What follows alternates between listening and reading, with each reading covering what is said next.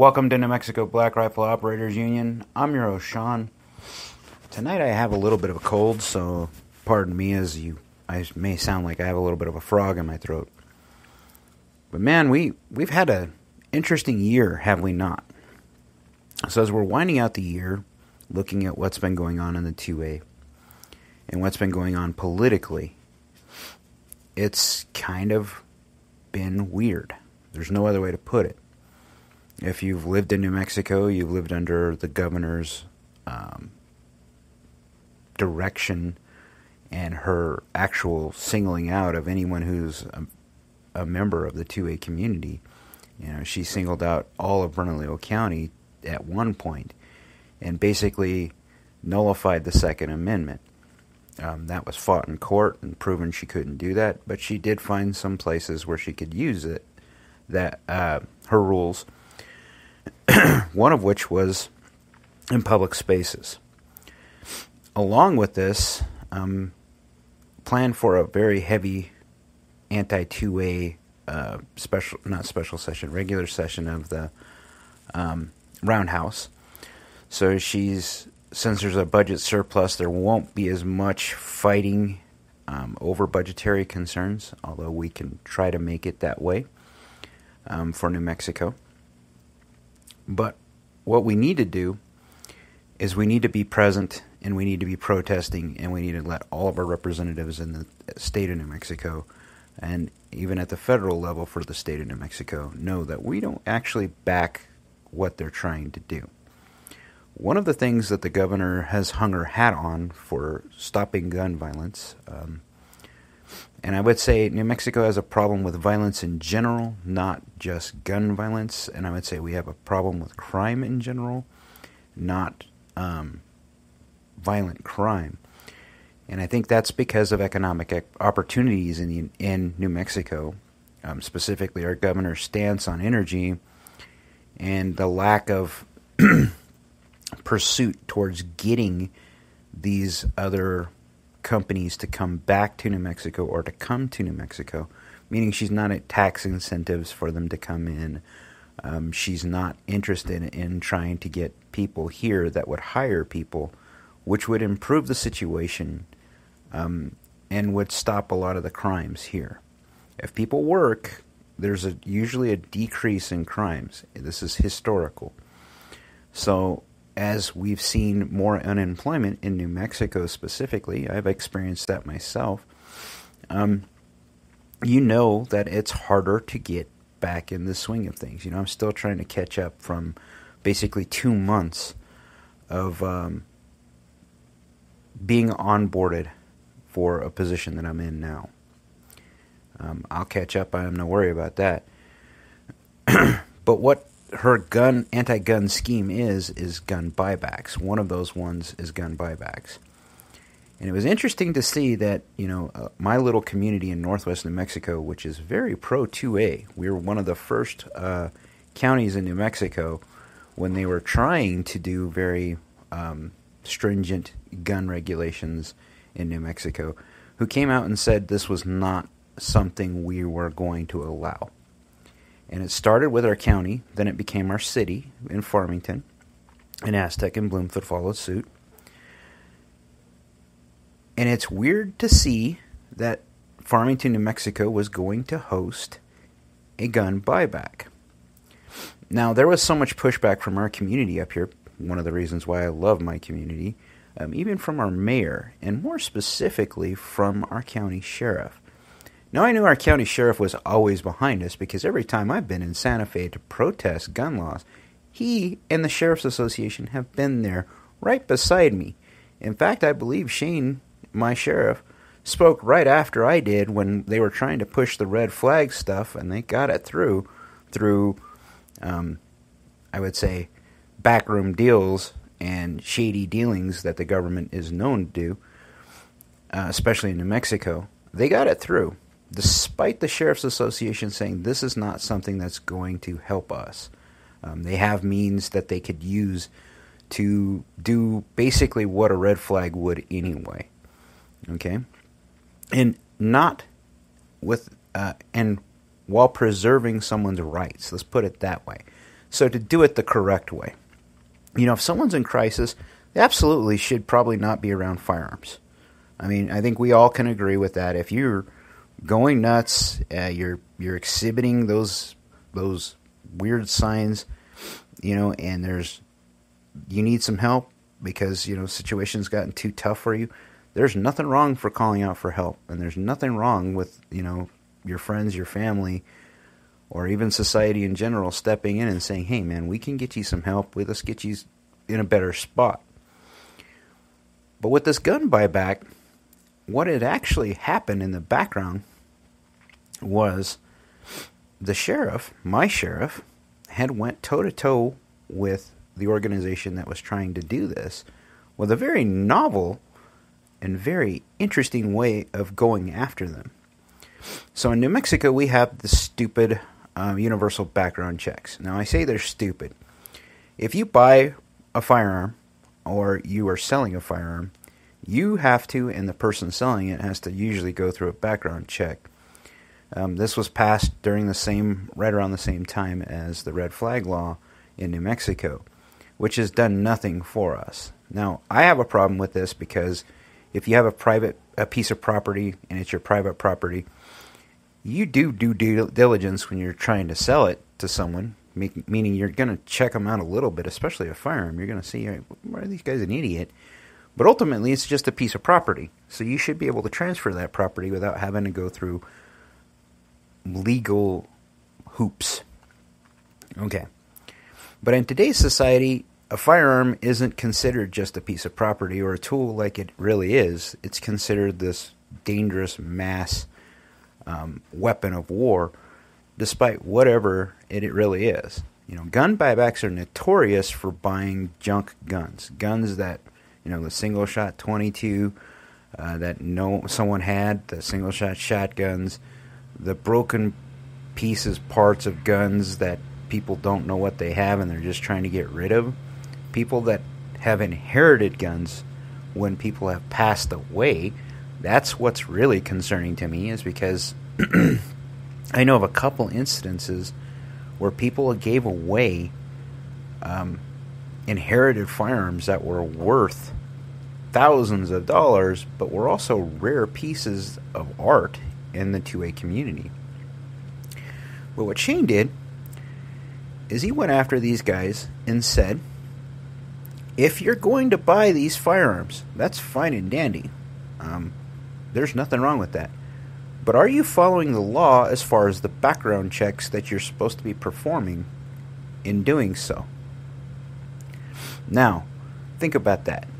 He's using the stupid law that the leftists have put in place in New Mexico to tell the organization that was trying to do this that they have to abide by the law. Now, my sheriff is a law and order sheriff. If you don't follow the law, he's going to go after you. Okay? But once you follow the law, which most of us law-abiding guns owners do, we have no worry about our sheriff. We have no worry. If you're in that mindset that a cop pulling up behind you and you're nervous about what's going to happen regardless of race, you've probably done something in the past, or you've had a bad experience with law enforcement in the past, so much so that it's changed what the reality is. Because living in a small town, what I know is I have seen sheriff's officers pull over to change tires for people so they could get back on the road, or give them a jump so they could go back to work. I've seen my cops in Farmington, New Mexico do the same thing.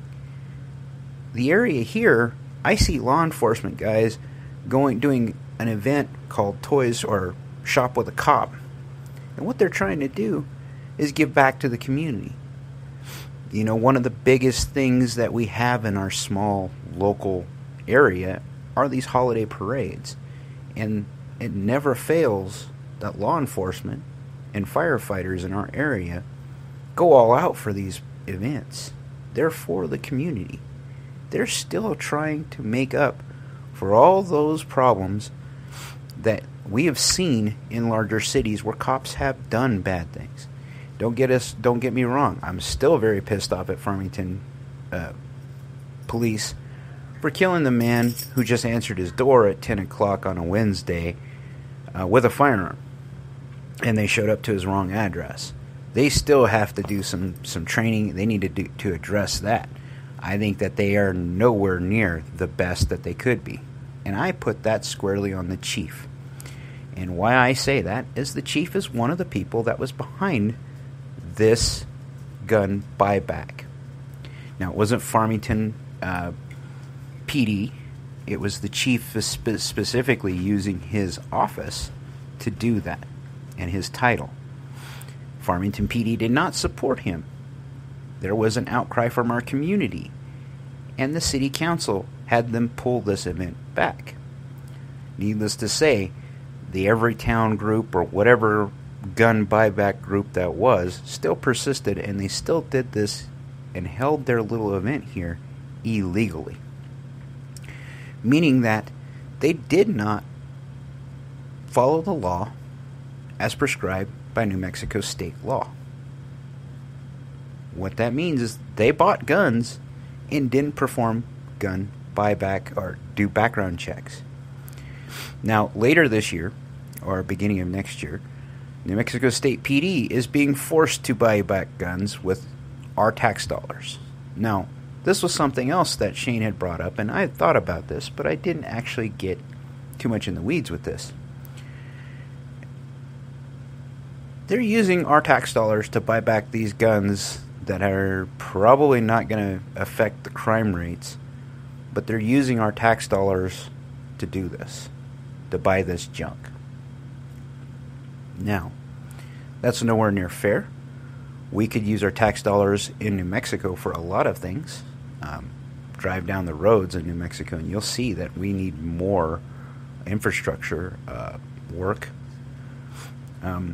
I would rather, to be blunt, law enforcement here get maybe a little more training from those tax dollars.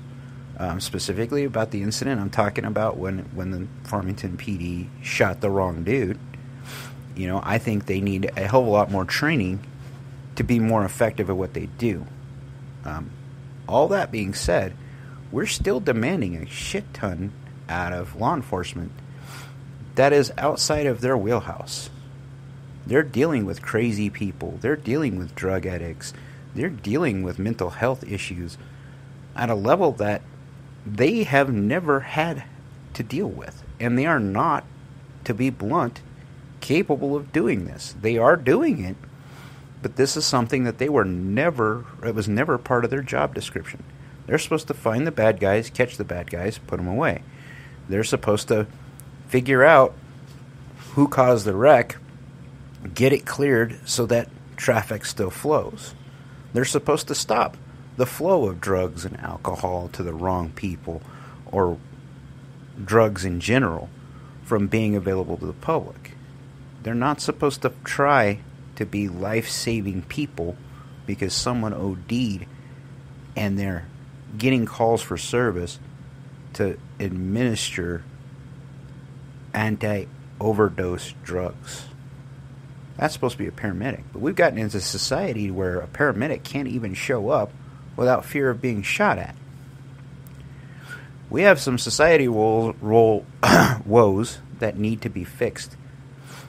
And trying to put a Band-Aid on it and saying law enforcement can fix it all is wrong. To that end, I hope you have the merriest of Christmas. And I will put out more of these podcasts. I was trying to get two more for last week. And I honestly had too much stuff going on for other things. I had a holiday party that I had to get ready for work. So I had to make a dish for the potluck. That took one day off for that. Friday is one of those days that is a slow news day and nothing was going on. I was like, well, I didn't make one for Thursday. I probably don't need to worry about it Friday. So I thought I would drop one tonight for Monday and talk about this specifically. The other thing I wanted to bring up, which is something that I brought up about ammunition that we need to be aware of.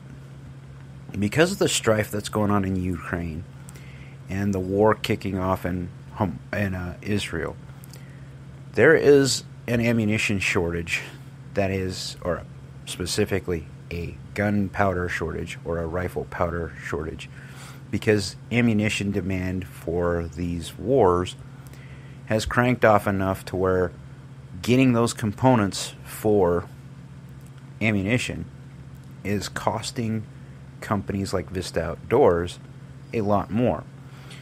Vista Outdoors has released a statement saying that they're going to be increasing the cost of ammunition to the end user this next calendar year.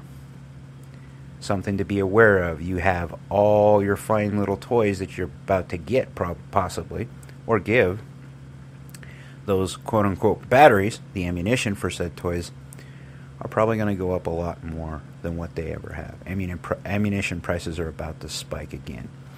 And it's not just going to be loaded ammunition, it's going to be for the components that you need to manufacture ammunition or reload yourself.